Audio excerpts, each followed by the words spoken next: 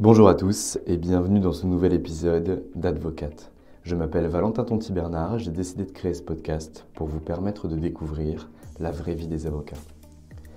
Quel est leur parcours, quelles sont leurs activités, mais surtout, quel est leur business.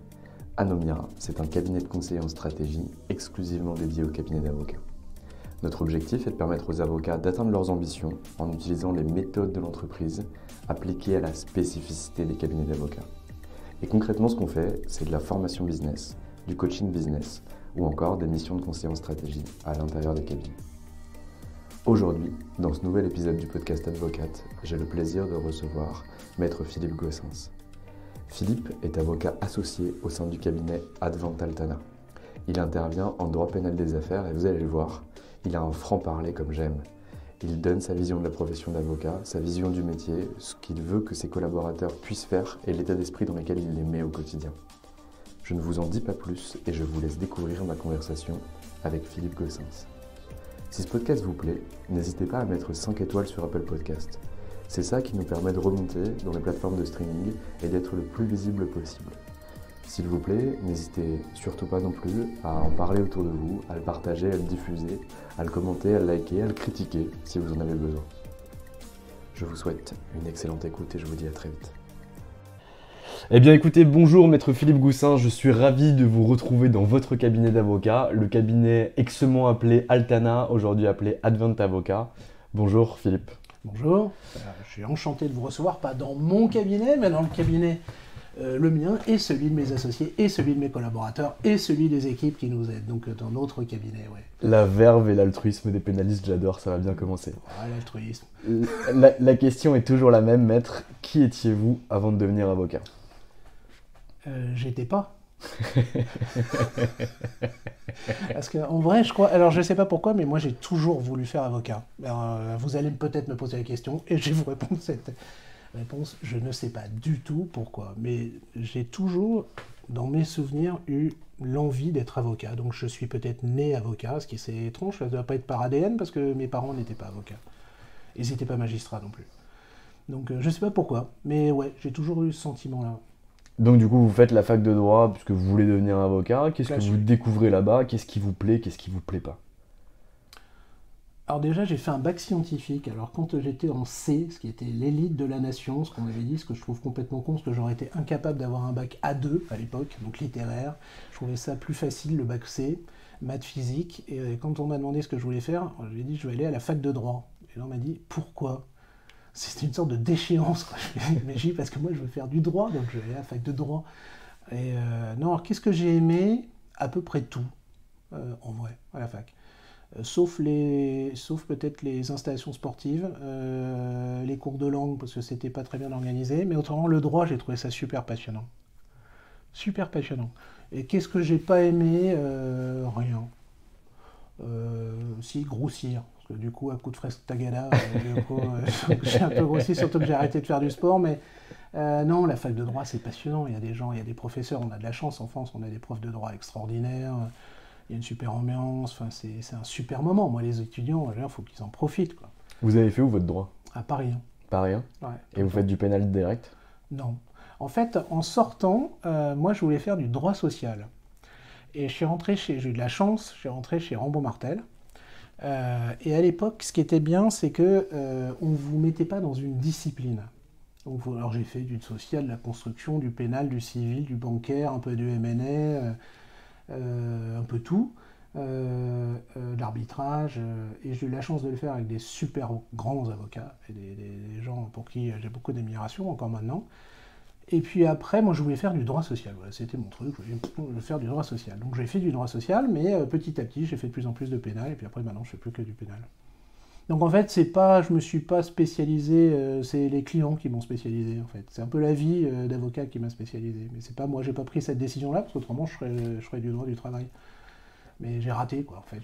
J'ai un avocat droit du travail raté qui est devenu un pénaliste. Quoi. Donc, et en plus la chance c'est que dans les années 90, parce que moi j'ai prêté serment en 95, c'était un peu le début du pénal des affaires. Donc, tu avais les pénalistes et tu avais les avocats d'affaires. Mais tu n'avais pas vraiment de pénalistes d'affaires. Et donc, moi, ma génération, on était un peu les... et les Toyota Prius du droit pénal, quoi. C'est-à-dire que pour les pénalistes, on était des avocats d'affaires, et pour les avocats d'affaires, on était des pénalistes. Donc c'est le côté un peu hybride, et ça n'existait pas tellement comme matière. C'est Metzner qui a beaucoup inventé cette discipline. Pas que lui, mais il est quand même, il a été à l'origine de beaucoup de choses, Olivier. Et donc petit à petit, moi ça m'a plu. Et il y avait un très grand dossier au cabinet qui était le dossier ELF. Et donc on m'a dit, tiens Philippe, tu vas bosser là-dedans. Et puis ça m'a donné le goût de faire du pénal des affaires. Donc finalement, vous arrivez dans un pôle généraliste, vous faites un petit peu toutes les matières, vous vouliez faire du social, vous découvrez le pénal des affaires qui arrive dans les années 95, l'affaire ELF, et là finalement vous montez dessus. Qu'est-ce que vous voyez dans cette affaire? Bien sûr, pas directement les secrets de sous le capot que vous devez garder pour vous, mais qu'est-ce qui se passe quand on vous confie une affaire de cette importance, tant en termes médiatiques qu'en termes juridiques? Alors, déjà, quand tu es jeune collaborateur, on te la confie, mais c'est pas toi qui est à la tête du dossier. Mais d'abord, D'abord, je trouve, de manière générale, je vous dis ça, mais pour les jeunes, je trouve que maintenant on demande, c'est pas de leur faute aux jeunes, les cabinets demandent d'être tout de suite spécialisés. Moi, je trouve que c'est complètement con. Un bon avocat, il doit avoir un moment fait des matières qui ne sont pas sa matière dominante plus tard. Ça doit commencer à être un généraliste, c'est-à-dire savoir un peu de tout faire avec des dominantes. Puis après, il devient un spécialiste, et après, il devient un expert. Là, on donne trop aux jeunes tout de suite les mettre dans une case, et je trouve que c'est une grande erreur. Mais c'est pas la leur, c'est la faute des cabinets. Bon, moi, je prends ma peau, mais on essaye, nous, ici, de lutter contre ça en disant aux gens, restez pas dans votre couloir de nage, parce qu'autrement, vous ne serez jamais des très bons avocats. Donc, le dossier ELF, qu'est-ce que j'ai appris? D'abord, à savoir comment tu gères des milliers de pages. Déjà, un livre de 200 pages, je trouvais ça long, mais alors le dossier ELF, c'était combien de tomes, je trouvais ça dément. Ce qui m'a bien plu, c'est le contact avec les confrères, le contact avec les juges d'instruction, savoir aller toquer à la porte d'un juge, d'une juge d'instruction, l'espèce, de deux d'ailleurs, à l'époque. Et puis le côté tactique, et garder les secrets, ouais. Ça, c'est un truc que tu apprends vite. Garder le secret et pas être friable aux sollicitations que tu peux avoir de l'extérieur. Ouais. Et donc, même au-delà des journalistes, parce qu'ils font leur job, c'est normal qu'ils essaient d'avoir des infos, mais même, tu es dans un dîner, on parle de l'affaire, tu dis rien. C'est pas facile. Parce que tu as envie, tu dis, mais moi je sais, tu dis rien. Donc en plus on me dit, t'es avocat, tu dois avoir une idée, tu dis, non, j'ai pas d'idée. T'es un mauvais avocat. Voilà, donc on se dit, putain, il doit être nul ce mec. Mais en fait, voilà, c'est que tu te dis, zut, on va penser que je suis nul, mais en fait, la réalité, c'est que t'es bon justement quand t'as pas besoin de dire ce que tu sais. Après l'affaire ELF, vous avez évolué. Ça dure combien de temps l'affaire, ou en tout cas, vous la traitez combien de temps au cabinet, et qu'est-ce que vous en retirez derrière, en termes d'apprentissage? Alors, ça dure des années, je peux pas vous dire combien de temps, mais j'ai l'impression que c'était des années. Et en termes d'apprentissage, c'est d'avoir, ça t'apprend la résistance au stress, ça t'apprend à gérer, ça t'apprend à te dire, ça je le dis pour les plus jeunes, il y a un moment où tu te dis, putain, j'y arriverai jamais, quoi. Là, je peux pas, quoi, je vais pas y arriver. Et en fait, tu y arrives tout le temps. Et donc, ça t'apprend ça. Tu te dis... Même moi, des fois, là, maintenant, je me dis, ah non, mais putain, j'ai trop de trucs, je vais pas y arriver. Mais en fait, maintenant, je sais que je vais y arriver. Donc, ça t'apprend à ça, une certaine résilience, quoi.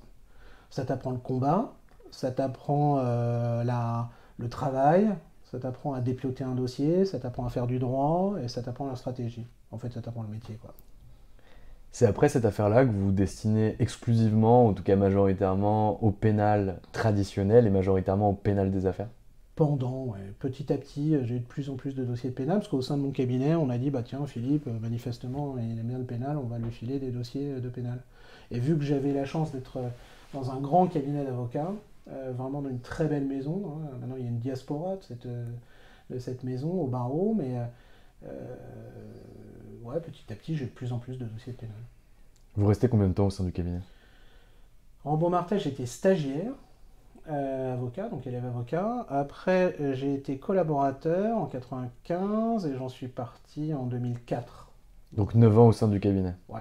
Pourquoi vous partez? Alors ça c'est compliqué. Pourquoi? Parce que y a une divergence de vues entre associés.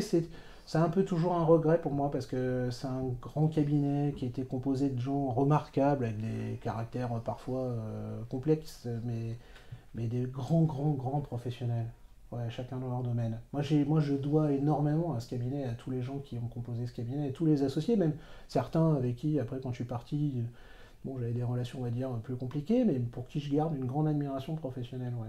Tous. Du coup, après avoir été collaborateur, vous devenez associé de ces structures. Comment Ouais. ça se passait à l'époque? Et qu'est-ce que vous avez gagné ou qu'est-ce qui a changé dans l'exercice quotidien de votre job? Alors, à l'époque, moi, donc, j'ai arrivé en 95 et j'ai été associé en 2002. Euh, donc assez vite par rapport à... Et c'est pas perso, hein, c'est qu'à l'époque, tu étais associé plus jeune.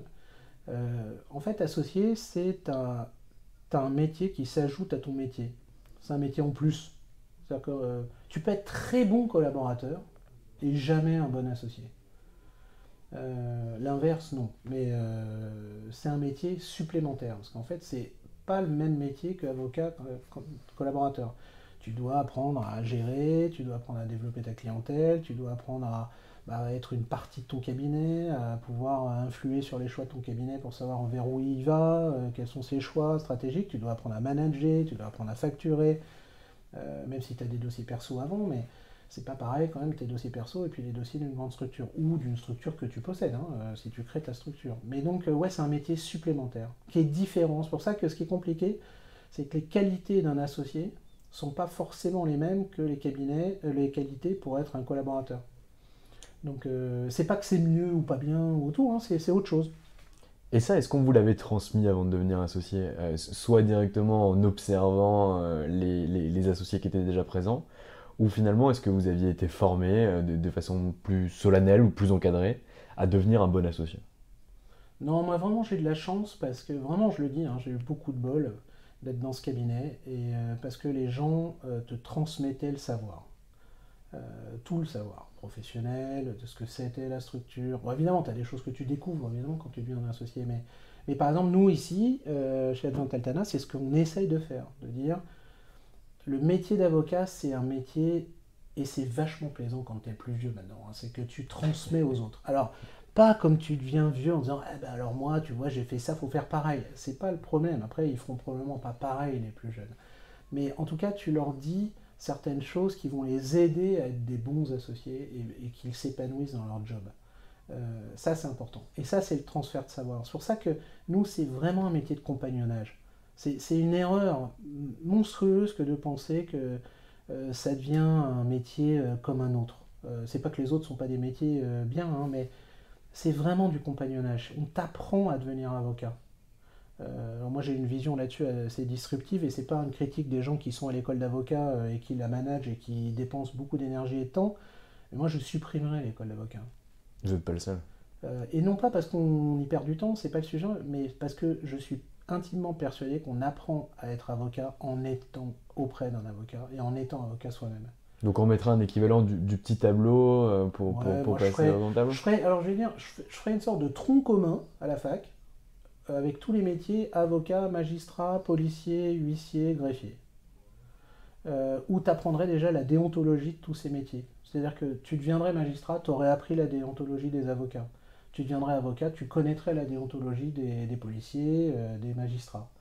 Et puis à la sortie de ça, ceux qui veulent faire magistrat deviendraient magistrats, et puis ceux qui veulent faire policier ou gendarme deviendraient policier ou gendarme, ceux qui feraient huissier, greffier, enfin tous les gens qui participent au travail judiciaire, pour ceux qui font des judiciaires, hein. Et puis les avocats, ils iront voir un cabinet d'avocats, ils sonnent à la porte, ils disent bonjour, salut, moi je m'appelle Philippe Gossens, je viens de sortir de la fac, c'est moi qu'il faut que vous embauchiez. Très Et là, clair. tu vois qui, et puis tu fais, t'essayes. Parce que passer 18 mois à faire des stages, alors moi j'ai adoré l'école, hein, parce que j'ai des potes, j'ai fait un stage en juridiction, j'ai quand même appris des trucs, mais c'est pas là où tu apprends à plaider, c'est pas là où tu apprends la déonto, c'est pas vrai. C'est en travaillant auprès d'un maître de stage. Et donc tu aurais ton maître de stage et il faut redonner ça. Moi par exemple, ça me. Et c'est pas que je considère qu'il n'y a que des vieux qui peuvent faire des cabinets, mais se faire sortir des jeunes avocats qui ouvrent un cabinet, pour moi c'est un non-sens. Alors je sais qu'il y en a des jeunes qui réussissent, c'est pas ça, mais ils auraient tout à fait peut-être mieux réussi à faire autrement. il faut apprendre son métier. Comme, je veux dire, c'est vraiment des compagnons. Et alors après, il faut avoir le bol de tomber sur les bons maîtres de stage, les gens passionnés qui vont transmettre leur savoir, leur passion, et puis voilà. Mais c'est ça qu'il faut faire. Et puis en plus, je vais te dire, je considère que la durée excessive de l'école d'avocat, c'est bien quand tu as les moyens financiers pour pouvoir faire ça. Autrement, tu fais équipier chez McDo pendant que tu fais élève avocat. C'est pas, j'ai rien contre les équipiers chez McDo, mais je sais pas, je trouve pas ça. Il faut financer ses études. Voilà. Donc moi, j'aime pas ce côté. Moi, je préfère, on sort de la fac, t'aurais des formations en déontologie, t'aurais peut-être un stage en juridiction ou un truc comme ça, ou en entreprise pour ceux qui veulent faire du conseil. Et puis après, bah, tu rentres en cabinet. Ça éviterait de se poser cette question ésotérique du numerus clausus, en disant ah, alors on met un numerus clausus, on n'en met pas, on fait quoi? Et puis ça a mis. Voilà, il n'y aurait plus d'école. Et puis l'école, c'est quand tu pratiques. Mais c'est pas une critique des gens de l'école. Hein. Moi, d'ailleurs, j'ai été faire des conférences à l'école. Quand l'école m'a demandé de faire des trucs, je l'ai toujours fait parce que je considère que c'est normal de participer à la vie de sa profession. Mais en vrai, c'est les cabinets qui régulent.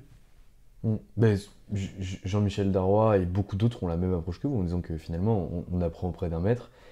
C'est comme ça, alors pas pour le singer, mais en tout cas pour apprendre de ses gestes, de ses actes, de son comportement, de ses méthodes de travail. Et c'est comme ça qu'on évolue. Parce que c'est vrai que les 6 mois de cours, moi je suis pas allé. Puis tu apprends aussi auprès évidemment de ton avocat avec qui tu travailles, de ton maître, ton ou tes maîtres. Mais tu apprends aussi, moi j'ai beaucoup appris auprès des magistrats. Moi j'ai eu de la chance de croiser des grands magistrats. Je me souviens notamment, alors je ne peux pas tous les citer, mais il y en a un qui m'avait marqué qui était M. Zanotto, qui était juge d'instruction. C'était un grand magistrat et ça m'est arrivé parce que de pouvoir discuter avec lui une demi-heure sur voilà, la profession, etc. Et moi j'ai beaucoup appris auprès de procureurs. Tu vois comme ils sont à l'audience, tu discutes avec eux, donc tu apprends ton biotype. Tu n'apprends pas comme ça dans in abstracto le métier d'avocat. Ça, pour moi, c'est un non-sens. Enfin, c'est n'importe quoi. Enfin, tu apprends quoi? T'as qu'à voir les gens à l'école. Hein. On fait un sondage et il y en a qui vont vraiment appris en sortant et ils se disent je suis avocat, sans jamais avoir pratiqué encore. Déjà, c'est dangereux. Donc non, on t'apprend auprès des avocats et puis on gagnerait du temps. Et puis tu permettrais... Moi, surtout, j'aimerais qu'il y ait un tronc commun à un moment avec ceux qui se préparent à devenir magistrats, policiers, gendarmes, greffiers, huissiers. La famille judiciaire, elle devrait être beaucoup plus à un moment au même endroit. Qu'on apprenne les trucs les uns des autres. Très clair. On ferme cette parenthèse-là, mais en tout cas, je note le point. Donc en 2002, vous devenez associé du cabinet Rambaud-Martel. Ouais. En 2004, vous décidez de quitter ce cabinet pour des mésententes entre associés, on s'en fout. Qu'est-ce que vous faites en 2004? Vous êtes associé d'un vocable, etc. Je suis associé d'un cabinet américain qui s'appelle Proskauer Rose, qui est un cabinet new-yorkais avec, je crois, il y a 800 avocats. Un gros cabinet d'affaires américain, où j'ai croisé des gens vraiment extra. Alors pour moi c'était un peu un monde à part, enfin un cabinet américain, moi je voyais ça dans les séries, toi, mais Ali McBeal. Ouais, non c'est ça quoi. Mais j'ai croisé vraiment tant contentieux que, alors je les voyais moins les corporate lawyers, mais en contentieux, vraiment ça m'a intéressé de voir comment ils fonctionnaient. C'est un système judiciaire différent d'une autre, mais avec une sorte de process très américain et vraiment des gens extra. Super. Parce que attendez, vous êtes parti aux États-Unis ou Non, je suis resté à Paris. Moi, j'étais au bureau de Paris de ce cabinet, qui avait bureau New York, Boston, LA. Et d'ailleurs, j'ai découvert à quel point les États-Unis c'était des pays différents, mais avec un seul drapeau, quoi. Et donc, judiciairement, c'était assez pareil aussi. Et donc, moi, j'ai beaucoup appris et comment aussi fonctionnaient les cabinets américains. Et j'en ai, franchement, je me suis dit. Ok, je vois comment ils fonctionnent, je vois la puissance qu'ils représentent, l'intelligence qu'ils ont. Alors, ils ont des côtés management un peu trop comptables. Bon, ça, moi je suis plus dans un cabinet américain, il faudra demander à mes confrères qui y sont encore. Mais je pense qu'il faut s'inspirer toujours de ce que font les autres, pas pour les singer, mais pour voir quels sont les points forts. Et nous, notre ambition, en tout cas au cabinet, c'est que les cabinets européens, soient pas français, parce qu'il faut arrêter ce délire. Des cabinets français, machin, c'est l'Europe. Il faut arrêter de se la jouer. T'as Amérique du Nord, Europe, Asie. Bon, donc, il faut qu'on crée des grands cabinets très puissants. Europe continentale, évidemment, parce que je mets nos amis anglais plutôt côté Amérique du Nord. Mais donc, il faut des grands cabinets européens puissants. C'est ça qu'il faut faire. Parce que ça participe du développement et de la défense des intérêts de notre continent. Pas pour tuer les autres, hein. Il n'y a pas de guerre économique. Moi, j'aime pas le mot guerre. On voit maintenant ce que c'est la guerre, hein. C'est envoyer des bombes sur les gens pour les tuer, hein. Moi, les Américains, j'ai pas envie de les tuer, les Chinois non plus. J'ai envie de, c'est mes compétiteurs. Mais on est en retard là-dessus. Il faut que les cabinets d'affaires et les jeunes, moi je dis les jeunes juristes, avocats du monde judiciaire ou du monde du conseil, leur challenge, ça va être ça. Et comment on fait pour faire ça? Ah, mais on bosse. On bosse, on se développe, on accueille des jeunes conformes, on leur donne les moyens de s'épanouir, on explique aux clients et aux institutions gouvernementales que au lieu de travailler avec des cabinets américains, il faudrait mieux qu'ils travaillent avec des cabinets européens. Moi, les décideurs que je crois, je dis, vous croyez que Boeing, ils prennent des cabinets européens? Avec leur demain, ils vont rire jusqu'à la nuit des temps. Il y a une sorte de... Je sais pas, du protectionnisme, hein, c'est pas le sujet. Et l'objectif, c'est que les associés qui sont brillants, moi j'ai plein de potes dans des cabinets américains, ou anglais, qui reviennent dans des cabinets européens.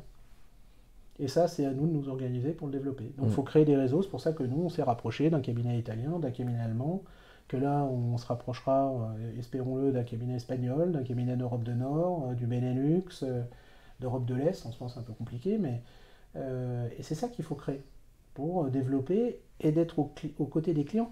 On est que des serviteurs de nos clients, serviteurs dans le bon sens du terme. On les assiste, on les conseille, on les défend, etc. Mais il faut que les entreprises européennes, elles aient des cabinets puissants qui soient là pour les défendre. Et donc c'est à nous de nous organiser. Donc c'est du boulot. Et on a du retard là-dessus. C'est quoi aujourd'hui les freins ou c'est quoi les fragilités justement pour vous aider à atteindre cet objectif de cabinet européen? La fragilité, c'est d'abord, on n'a pas les mêmes moyens financiers que les cabinets anglo-saxons, donc c'est difficile sur certains trucs. On n'a pas le même marché. Le marché est beaucoup plus mature en Amérique du Nord qu'en Europe, sur le marché du droit. Et puis, il faut lutter contre un réflexe qui est de se dire, oh là là, il y a un truc très international, je vais prendre un cabinet international, et donc il me faut un cabinet anglo-saxon. Où il y a des gens remarquables dedans, hein. C'est pas du tout une critique des cabinets anglo-saxons, parce que justement, il y a des gens super forts dedans et super brillants. Donc c'est ça un peu les freins. Mais la puissance financière des cabinets anglo-saxons est bien supérieure à celle des cabinets européens. Donc il faut qu'on compense ça en étant beaucoup plus rapide. Et on peut être plus agile, on peut être plus rapide, on est sur notre sol. Donc on a aussi beaucoup d'avantages. On a des freins, on a des retards, mais on a aussi beaucoup d'avantages. Donc c'est ça qu'il faut gérer. Je partage les points que vous avez évoqués et je rajouterai un frein supplémentaire qui est inhérent en fait à la profession d'avocat et notamment au décret de 70, 71, 71, ouais. 71, qui est qu'en fait l'avocat reste un indépendant. Même quand tu travailles dans une firme comme Advent, qui est une belle firme, en fait ça reste un indépendant. Et l'indépendance a des côtés positifs, mais elle a aussi des côtés négatifs. Le côté négatif, c'est que nous, on essaye de le mettre en place dans certains cabinets d'avocats. Rien que partager les bases clients et les portefeuilles clients pour faciliter le cross-selling, la vente croisée, la vente additionnelle de la part d'autres confrères, c'est extrêmement complexe. Pour une simple et bonne raison, c'est que si l'associé de demain se dit, en fait voilà, je suis chez Darrois, je vais aller chez Advent parce que je pense que Advent c'est un bon choix. C'est mieux. En fait, il se barre avec sa clientèle. Ouais. Et du coup, il se protège également en tant que collaborateur, puis en tant qu'associé, de ce genre de choses. Est-ce que ça, vous le voyez? Est-ce que vous êtes d'accord avec moi ou pas du tout? Alors, partiellement, parce que, je pense que dans un cabinet anglo-saxon, c'est aussi beaucoup ça. Hein, si vous avez géré les guerres d'originating dans des cabinets américains, mais il y a deux types de dossiers. Il y a le dossier qui vous est attaché à vous, intuitu personnel. Vous bougez, bougez-vous. Bon, vous le savez, alors que ce soit un dossier, un client, etc. Et puis après, là où les Américains ont de l'avance, c'est qu'eux, ils ont des dossiers firmes. Ce qui est à la fois un avantage et un inconvénient. C'est-à-dire qu'en même temps, ils ont des associés, probablement, qui travaillent pour les dossiers de la firme. Alors c'est Pierre, Paul, Jacques, du genou, peu importe, c'est des machines à travailler, qui est déjà très compliqué. Hein. Donc il y a des dossiers qui viennent pour le nom de la firme. Nous, là, on est un tout petit peu en retard, sauf certains cabinets, mais nous, par exemple, petit à petit, il y a des dossiers qui nous arrivent sur notre nom de firme, ce qui est une sorte de grande victoire. Mais vous voyez, il y a deux types de dossiers. Il y a le dossier attaché à l'associé et le dossier attaché à la firme. Et ce que vous évoquez, je le dis un peu autrement, moi. C'est que le mauvais côté des avocats français, c'est de se dire, c'est des gens brillants qui les créent en général, pour que ça marche. Et ils se disent au fond d'eux, d'abord, le jour où je m'arrête, quasiment je meurs.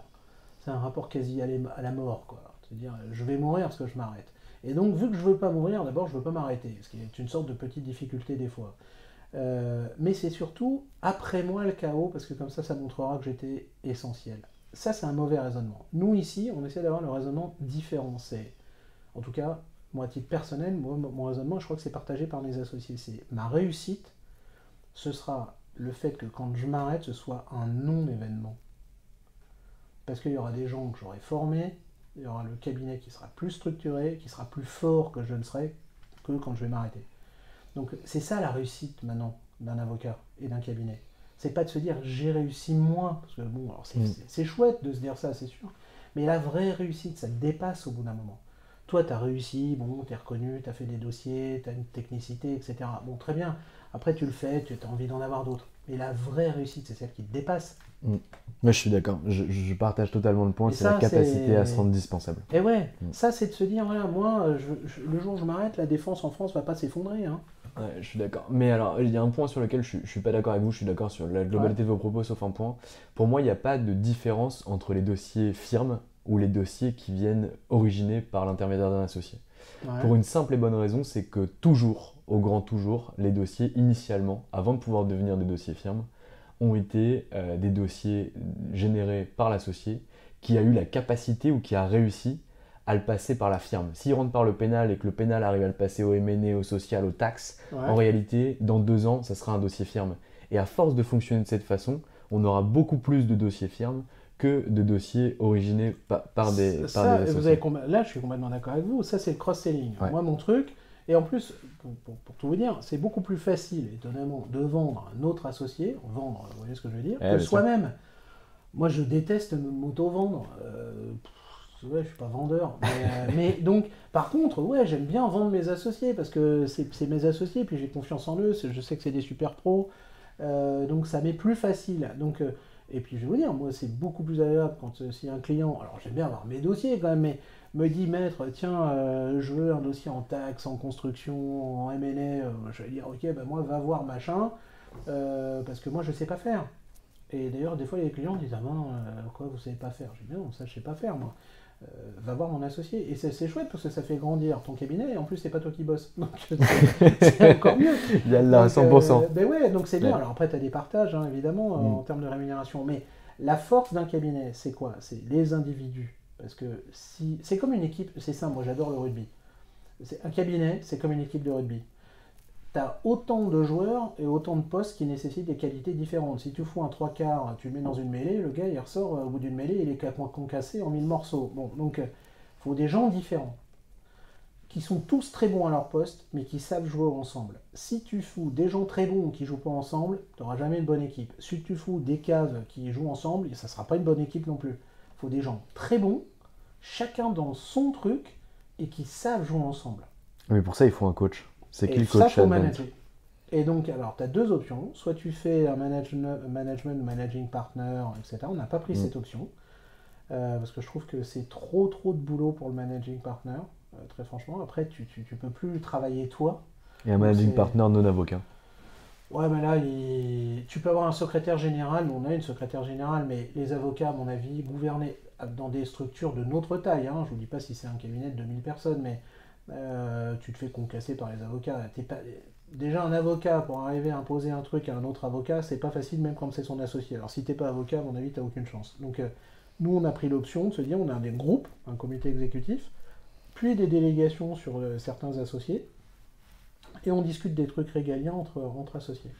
Voilà. Alors, tu as une certaine pesanteur du coup, parce que c'est plus compliqué, tu as moins de fluidité, enfin de rapidité dans certaines décisions, mais au moins, quand elles sont prises, elles sont acceptées par tout le monde. Et elles sont réfléchies. Et c'est la synthèse, c'est pas l'unanimité, hein, c'est la réflexion de tout le monde sur un point. Et ça, t'avances. Mais c'est ça le vrai cabinet d'avocat. Mais c'est vrai que c'est pas facile, hein, parce qu'il y a des choix structurants à faire où tu peux avoir des débats, mais c'est pas grave. Tu as le droit de pas être d'accord avec les autres. Puis tu mets déjà un avocat dans une pièce, il peut débattre avec lui-même pendant longtemps. Hein, donc si t'en mets 22, ça te fait 44 avocats en fait. Ouais, on est 2 donc mais c'est passionnant de faire ça. Parce que justement, il faut avoir un but, et puis après tu vois les moyens que tu mets pour atteindre ton but. Ouais, Ça, je c'est suis assez super d'accord. passionnant. Je suis assez d'accord. Vous allez dans ce cabinet américain à partir de 2004 quand vous quittez Rambo Martel. Vous y restez combien de temps? Pourquoi vous vous barrez? Alors j'y reste 4 ans. J'en suis pas parti parce que je m'entendais mal avec mes associés américains, pas du tout. D'ailleurs, j'y retourne. Là, ça fait longtemps avec le Covid, tout ça, que j'y suis pas retourné. Mais quand je passe à New York, je passe voir des anciens associés. Donc, c'est des gens avec qui j'aime bien converser. Et en fait, il se trouve que par le plus pur des hasards, je rencontre à un moment certains de mes anciens associés de Rambo Martel, qui étaient eux partis dans un autre cabinet. Et Ils puis on étaient se chez dit, Auric?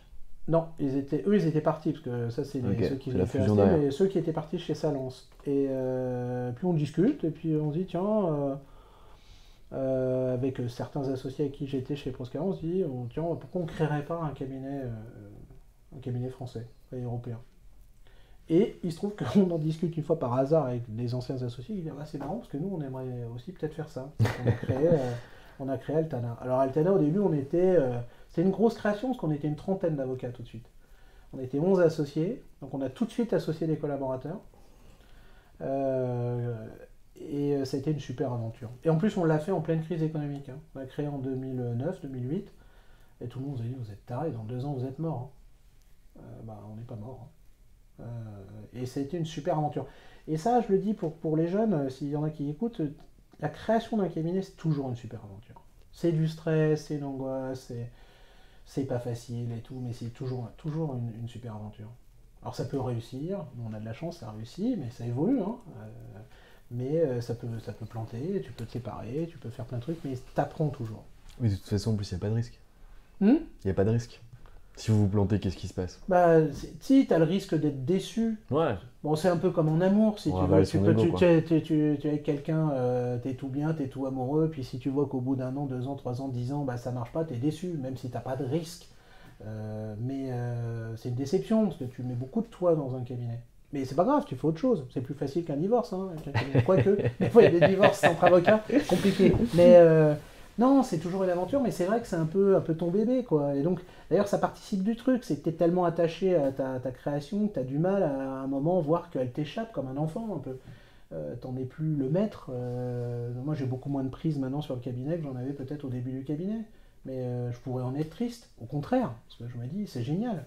Il y a des jeunes associés super, j'ai encore des associés que je connais depuis presque 30 ans. Je vois que nos collaborateurs sont des gens brillants, super dynamiques, qui ont plein d'idées. Le cabinet grandit, il change. C'est un peu comme un enfant, quoi. Puis à un moment, bah, il marche tout seul, mais il faut quand même un peu toujours regarder ce qu'il fait, même quand c'est un grand. Ouais, tout à fait d'accord. Ça m'intéresse la création finalement à 11 associés, 19 collaborateurs, enfin, en tout cas à 30 personnes, peu Ouais. importe le nombre exact, on s'en Ouais, fout. on était une trentaine. Ouais. Comment on se met d'accord dès le départ sur la création? Parce qu'on voit beaucoup de cabinets d'avocats qui ont été créés par 3-4 copains, une personne, 2 personnes, etc. Mais 11, c'est quand même assez rare. Alors, déjà, je trouve il y a une erreur souvent quand on crée un cabinet, c'est de créer un cabinet avec des copains. Ça, à mon avis, déjà, c'est pas bon. Tu peux avoir des copains, mais par exemple, moi, mes associés, c'est pas mes copains, c'est mes associés. Il y a des gens avec qui j'ai plus d'affinité que d'autres à titre perso, mais par contre, j'ai pour chacun et chacune d'entre eux la même affinité d'associés. C'est des gens en qui j'ai confiance professionnellement. Voilà. Faut pas choisir les gens en fonction de si c'est ton pote ou pas ton pote. C'est professionnellement, est-ce que tu as la même vision de ce que tu veux faire du cabinet et comment tu veux le manager. Et en plus que ce soit des bons professionnels. Nous, la chance, c'est qu'on se connaissait, parce qu'on venait du même cabinet, tout compte fait. Donc on savait qu'on était des bons pros et on savait ce qu'on voulait faire. Et après, tu te donnes un objectif. Tu te dis, à 10 ans, voilà, on veut amener le cabinet. Et puis, une fois que tu y es, tu fais un point, tu dis, ok, on y est, bah maintenant, dans 10 ans, on veut être où? Ok, mais quand on voit l'objectif finalement, c'est bien, c'est-à-dire que le soleil est là, on va par là, Ouais. mais comment on fixe derrière les étapes à 11 associés en disant, ok, concrètement, je veux être à 80 sans avocat dans 10 ans, je veux être un cabinet européen ou pan-européen qui soit une référence à ce niveau-là et qu'on travaille avec de gros institutionnels européens, ça se fait pas en 2 secondes. Donc comment on fixe les différentes étapes Eh pour y ben, aller? en fait, tu vois, ça se fait en vrai en 2 secondes quand tu as confiance en l'autre. C'est Ok, étonnant, c'est même presque t'en discutes pas tellement, parce qu'en fait, tu le sais que tu es d'accord sur l'objectif, quand tu connais tes associés, quand tu as cette chance.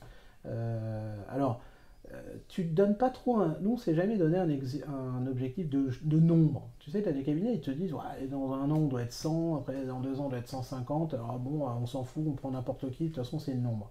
Nous, on s'est toujours donné un objectif de personne, de personnalité, en disant, on veut des associés qui nous rejoignent, qui ont une personnalité qui sera la leur, mais qui est compatible avec la nôtre. C'est-à-dire une certaine, d'abord des bons pros, des gens qui ont une déontologie, des gens qui sont humainement des belles personnes quelque part. Ouais, on peut pas des dingues quoi.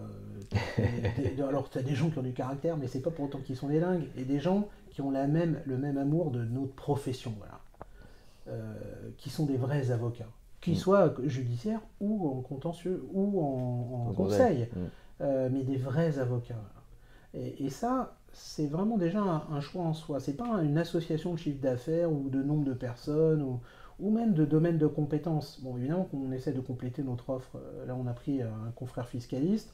On est super content, en plus il s'appelle Philippe, mais c'est un mec super. Voilà. Et c'est ça qui nous a aussi suivi. C'est un très bon pro, mais c'est quelqu'un de super. On s'est dit avec lui, voilà, on partage le même truc. Et après, tu sais où tu vas, parce que tout compte fait, tu as la même vision. Donc, alors après, tu as des étapes, hein, ça, c'est pas linéaire, mais c'est pas très compliqué, tout compte fait.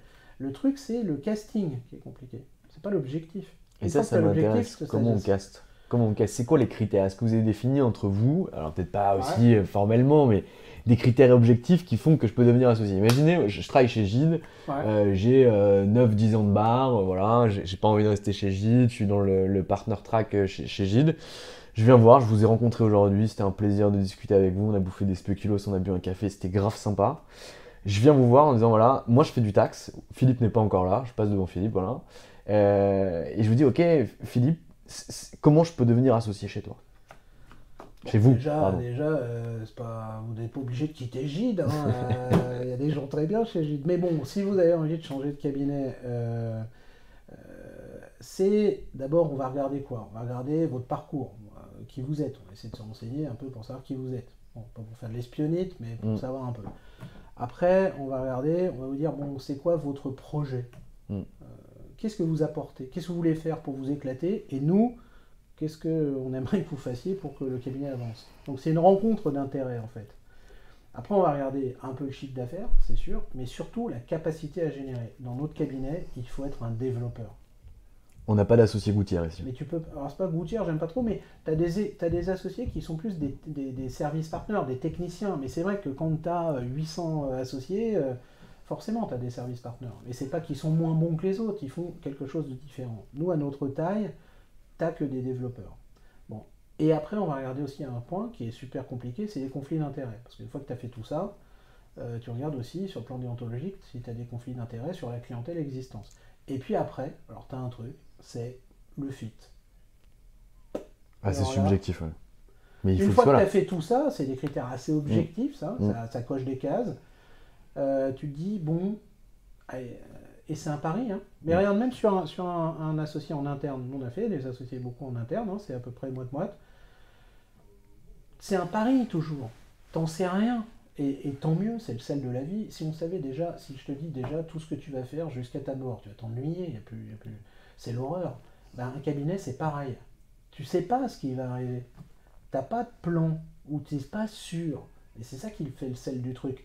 C'est que tu vas après te dépatouiller, te déployer toute l'énergie possible imaginable pour que les gens, chacun s'épanouisse et ensemble fassent un truc fort.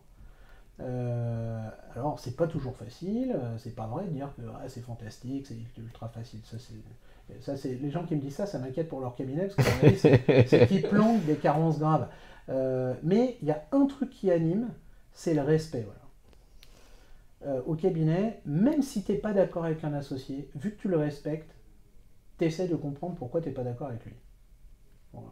Après, tu auras toujours des associés qui rentrent, qui sortent, mais on ne veut pas l'auberge espagnole, nous, ici, hein, même si j'adore ce film. Mais le truc, c'est, voilà, tu respectes l'autre pour sa compétence professionnelle, pour ce qu'il est même humainement, tu n'es pas son pote, et tu partages une aventure commune. Si tu fais ça, déjà dans ton casting, tu y arrives. Et alors à ceux qui nous écoutent, ceux qui veulent faire un truc dans un cabinet pour avoir s'épanouir, faire des trucs, avoir une vraie ambition. Et il y en a plein des cabinets qui veulent faire ça. On n'est pas les seuls sur la place, mais en tout cas, nous, on veut le faire. Et on veut faire venir des talents. Des gens qui ont cette ambition. Si tu fais avocat sans ambition, dans le bon sens du terme de l'ambition, ça sert à rien de faire avocat. Si tu le fais avec une sorte d'ambition, d'épanouissement perso, mais aussi de trucs qui te dépassent, là, tu commences vraiment à t'éclater quand tu es associé. Parce que ça, c'est génial. Quand tu te dis, waouh, c'est chouette, quoi.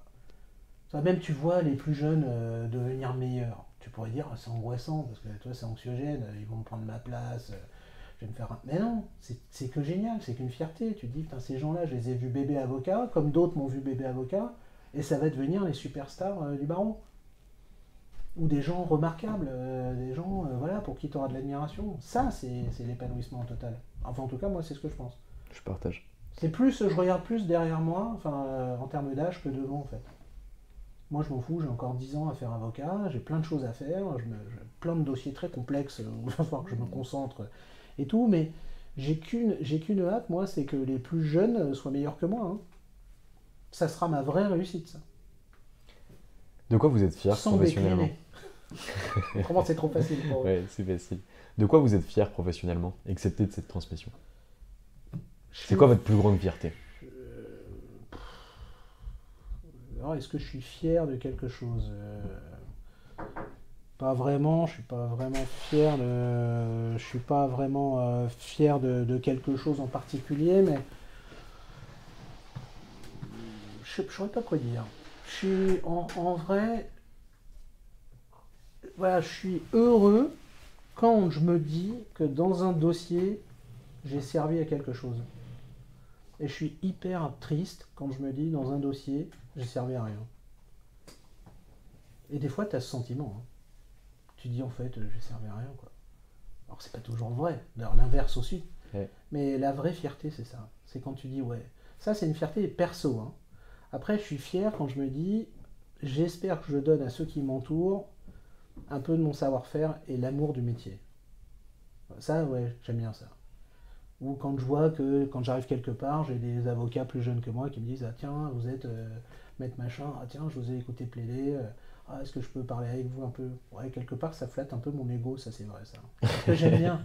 Moi, j'aime bien transmettre, quoi. Après, me regarder devant une glace en me disant, waouh, qu'est-ce que je suis bon, je m'en fous, en fait. Parce que c'est pas... Ouais, ça, je me le dis à moi-même, je me le dis, mais c'est pas ça qui m'éclate le plus, moi. C'est vraiment... Ou un magistrat, toi, qui va te dire, vraiment, maître... c'est pas pour autant que tu gagnes, d'ailleurs, au demeurant, mais d'ailleurs, même c'est souvent mauvais signe quand un magistrat te dit en disant franchement, le tribunal vous félicite pour la qualité de votre défense. Bon, là, tu te dis, ouais, tiens. Fais chier, j'ai perdu. Là, tu te dis, je vais perdre, mais au moins, je le fais avec panache. Mais donc, voilà, non, mais tu te dis, ouais, tu es un vrai avocat. Moi, voilà, ce que là où je suis content, c'est quand je me dis qu'il y a des gens qui me disent, ah, Philippe, t'es un vrai avocat, toi. Mais pas toujours, hein, mais il y a des gens qui m'aiment pas, hein, mais ouais, j'aime bien ça. Ça, c'est une fierté, ouais. Maître, je vous ai pris pas mal de temps cet après-midi. En plus, je vous ai appelé. Le facture pas. Je vous remercie. Par contre, le mien, je vous le facture. Il est fort, il est très fort. Je vous laisse un mot de la fin à destination de vos associés, de vos collabs, de vos clients, de votre femme, de vos enfants, de qui vous voulez. C'est la minute Gossens. Putain, je vais mourir après. La club du condamné. Non, alors moi ce que je dirais à tous ces gens-là réunis, pour qui j'ai soit de l'amitié, soit de la considération, soit de l'amour, il y a un truc dans la vie, il faut vivre avec passion. Quoi que vous fassiez. Vos relations professionnelles, personnelles, familiales, faut le vivre avec passion, avec une certaine détermination parfois, mais surtout avec passion. Voilà. Si une vie sans passion ne mérite pas d'être vécue. Une vie avec passion, il y a toujours, hein, on peut y avoir c'est un peu Churchill, hein, je vous prie, mais je trouve que moi je pourrais mettre pas les larmes, et puis je suis pas Churchill. Mais ouais, il faut être passionné. Si vous êtes passionné dans ce que vous faites, vous allez vous éclater. Si vous vivez sans passion, vous allez mourir triste. Eh ben, je partage, je prends. On a commencé avec Churchill, avec les Tagada, le No Sports durant l'université. On finit avec Churchill à la fin, ça me va parfaitement. Merci Maître beaucoup, Gossens, je vous remercie. C'était un grand plaisir de pouvoir échanger avec vous et j'espère que Partagez. cet épisode aura plu à tout le monde. Et voilà, c'est fini pour aujourd'hui. J'espère que cet épisode vous a plu. Pour découvrir tous les contenus qu'Anomia propose, vous pouvez vous rendre sur www.anomia.fr. Vous y trouverez des vidéos, des podcasts, des articles et également nos propositions de formation et d'accompagnement dédiées aux avocats, dédiées au business des avocats. Je vous souhaite une excellente journée et n'hésitez surtout pas à nous contacter. À bientôt.